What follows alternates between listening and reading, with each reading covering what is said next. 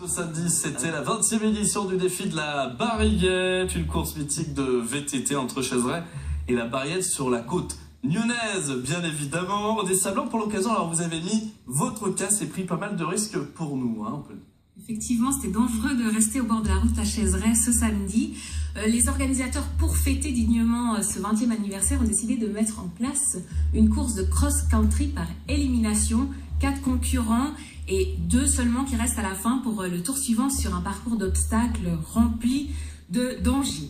Attention, attention. Et donc, malgré une distance très courte, les concurrents ont souffert pendant ce parcours, venus en nombre pour découvrir cette discipline en première au monde. Je vous laisse regarder. 800 mètres de bosse et de trot, des virages relevés, jonchés de troncs d'arbres et de cailloux. Le parcours de cross-country éliminatoire a fait souffrir les 80 concurrents au départ. Il faut tout le temps relancer, toujours aller vite et c'est très difficile physiquement.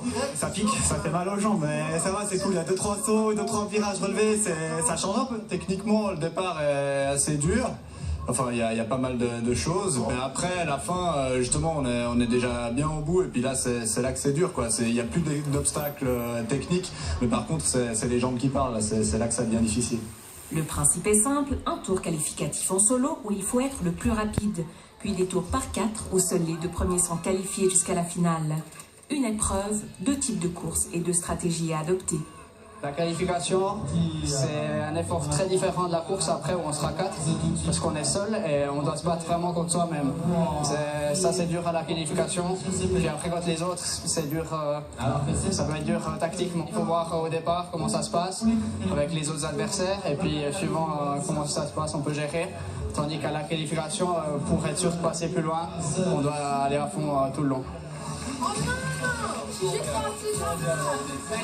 Mis en place spécialement pour fêter les 20 ans de la manifestation, cette compétition détonnante et spectaculaire qui mise sur le fun, l'envie de se mesurer à ses adversaires, était un bon contre-pied à la course VTT classique.